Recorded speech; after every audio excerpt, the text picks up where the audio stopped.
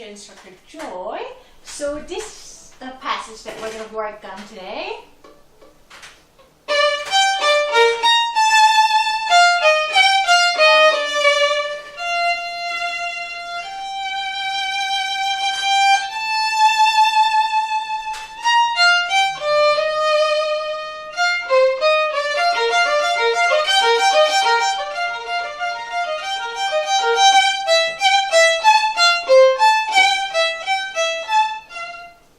So this was Haendel Sonata number 2, second movement Allegro. A subscriber is working on this specific piece right now, and then asked if I would do some suggestions on when it comes fingerings. Thank you for your question, and also for all of you who are watching, please be encouraged to send me your questions. No matter how many times you send, just keep sending me, because it also helps me to get an idea what would be a real helpful videos for you. And also I would like to thank you for all your nice comments and donations. For those who are interested, please check the description below for our website and donations. Fingerings, it's no matter how advanced you are, it's always a challenge for us to find the right fingerings. Not only because it's hard for us what's the best, but also it has been done, well, I should, again, so it, not, some teachers sometimes suggest certain fingerings simply because it has been done that way for many years. So we tend to just repeat that simply because it has been repeated, which some might call tradition, whatever it is. But it is very important for all of us, for modern violinists, to understand that we have better technique than the previous violinists, because they worked, so we could start a little more ahead of where they started. So do try all the fingerings that's given to you, either by your teacher or that's printed in your sheet music, but always test yourself, see whether it's really good fingering. How do we know what's good fingering? Good fingering is, number one, should always make you play in tune.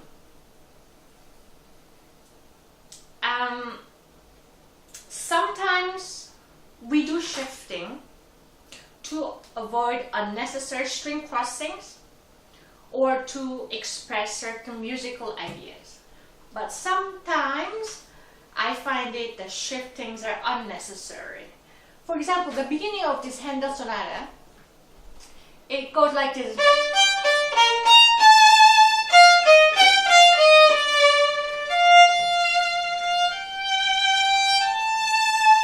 As you can see, I stayed throughout the first position because I wanted to make my entrance very solid and very present.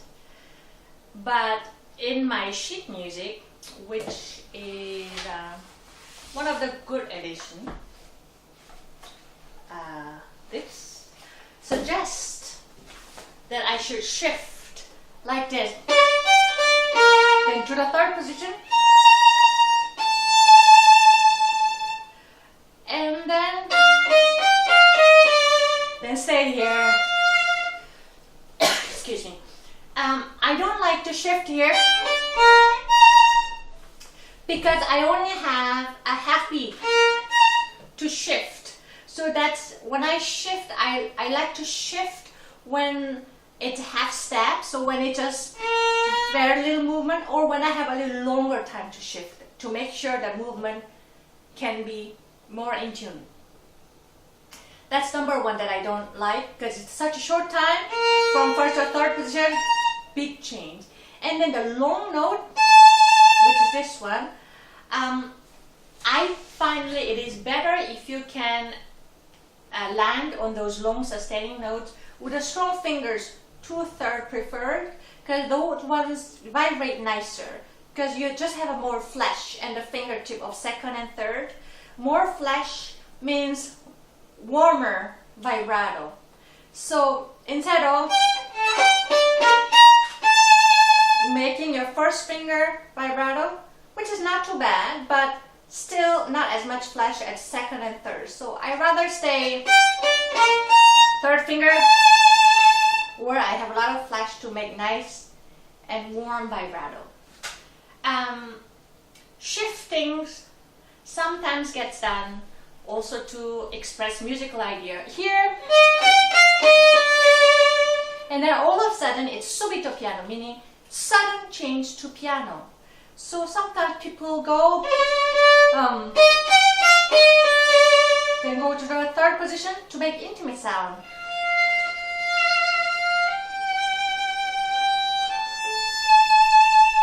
Which is a good idea, but I rather chose to stay in the first position, but still try to create that intimate sound, subito piano, by doing with our bow, with my bow.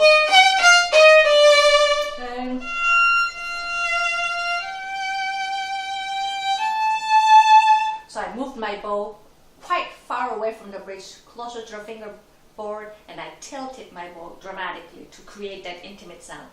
Because I didn't want to risk my intonation, especially at the beginning of the piece, where all the audience, all the people are really listening every single note. You really want to make sure everything is nice and clean, in tune, and while keeping things under control. And sometimes you shift only when there's no other way. A little later of this very same movement, the theme repeats with a slight change. So the beginning started like this.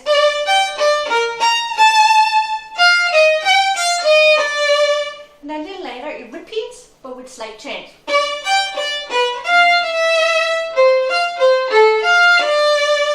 Here I went to the third position because even though I did not have much time,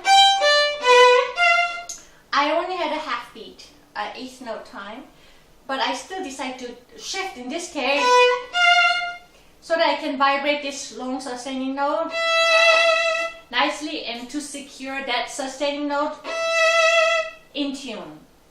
What happens if I didn't do it? If I had stayed in the first position like I did at the very beginning of the piece, it would be like this.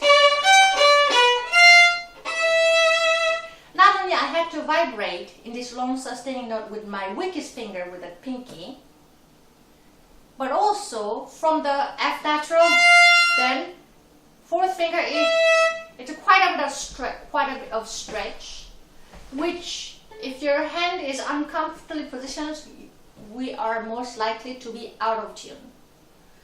Of course, one can train itself and practice, make it in tune, and you're welcome to try that as an exercise. However, when it comes to performance, you want to make all these tools as easy as possible to secure your intonation as well as the other parts of your performance. So instead of going in the first position, overly stretching, and then vibrating with my weakest finger, I decide to go. In this case, I had to choose whether I'm gonna go big shift in a short time or stay, but rather risk being out of tune in the sustaining note. If you had to pick those, always sustaining notes should get the preferred fingering, because sustaining notes or high notes especially, or whether it's high and sustaining notes, those are very audible. So you want to pick the fingering to make sure that those audible notes, the long sustaining and high sticking out notes, should be in tune by using the easiest fingering. In this case, like that. Sometimes shiftings are unavoidable. We just have no way around. Then you have to try to minimize shifting, because every shifting makes your intonation shaky. There's a little later of the same piece, it goes like this.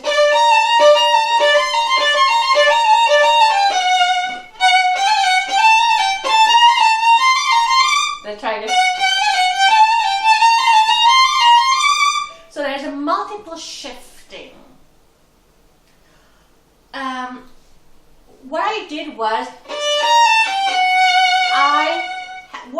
I was already in the third position. Instead of staying in the third position, I decided to go to the first position. This is a great spot because I had a little pause, so it even gives me time to shift down 1 and 2, and so I have time. But more than that, I did decide to go to the first position so that I can do this fast note without shifting or doing string crossings. What happens if I didn't? So it would.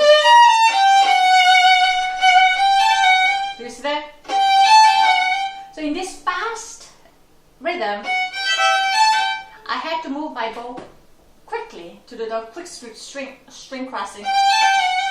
If you have absolutely no choice, then you can do that. But if you can avoid it, try to do it without unnecessary movement. In this case, string crossings. So I went down. And then now I went to the third position because so that I can do all these things. However, I like to, instead of, again here there's a sustaining note. This one, you could do that, but I prefer to use a stronger finger for long sustaining notes. In this case, long and high sustaining notes, which is very audible. I decide to make sure that this landing note is not using the weakest finger, but rather one of the strong finger, either second and third finger. Because when I use one of the strong finger, it's easier to have things under control and I can vibrate with a nicer and warmer sound. So what I did was, I went half step on. So again, third position, 2, 3, 2, 1, and 1 shifting. That way I have that landing note secured again. So like this, if you have to shift, try to minimize the number of shiftings, but if you have to do in this case, so just to secure the long sustaining notes is nice and in tune, well vibrated, then do shifting when it's half steps. Half step meaning right next to the finger. That way the movement is very little. So it's just a little shifting. That way, again, you can minimize the risk of the shifting, minimize the possibility of losing the control of your fingers. Let's see. When you're learning a piece, let me do one more shifting. So there is a fast passages like, I'm sorry.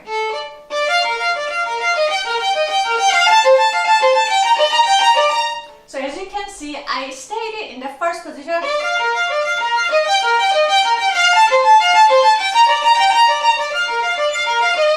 But in this edition, they suggested that I do 2 shiftings in this one, like this.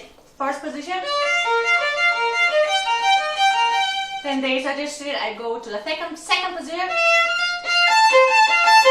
and then again to the third. So, like I said, every time when you shift, you're risking of being with your intonation, you're most likely be out of tune. Of course, one can practice to make sure to minimize that, but I would suggest against it. I do understand why this edition suggested, because they want to help you by keeping the same string crossing throughout the passages. So it's as you can see, A, E, A, E.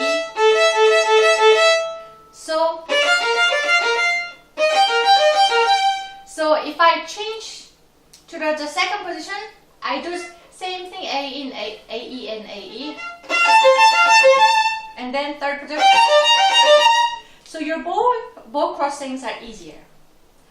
However, in this case, I rather choose to stay in the first position, even though I have to risk of bow strokes changing in this fast passage, because changing from this to, it's, in my opinion, more easier approach than do two shifting. Yeah. And also on top of that, in this shifting, I have to shift using pinky, which is again the weakest finger. I have nothing against for all the violinists when they want to train their fingers by using weak fingers to strengthen those. But when you perform, you want to use your strongest tool to secure your performance success, not the weakest one. So I suggest to stay in the first position.